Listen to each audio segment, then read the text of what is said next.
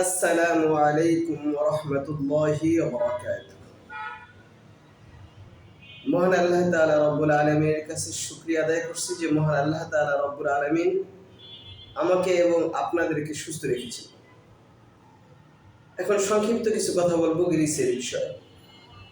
যে আপনারা অনেক জায়গায় পাসপোর্ট দিয়ে ১ বছর ২ বছর এভাবে ১৮ মাস বসে আছেন, এখনো যেতে পারেননি। বর্তমানে গ্রিসের ভিসার রেশিও অনেক ভালো।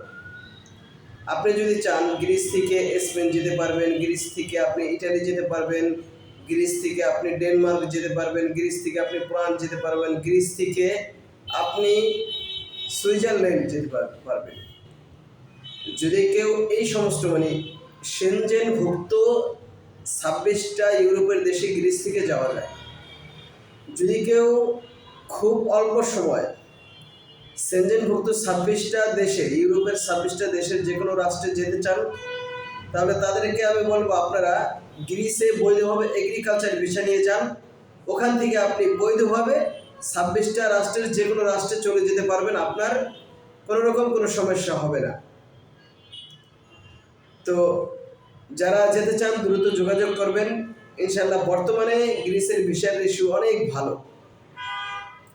পাসপোর্ট সাবমিট করলে ইনভিটেশন লেটার আসলেই ওয়ার্ক পারমিট আসলেই আমি আশা করি বিএসএফ গ্লোবাল থেকে ভিসা পাবে।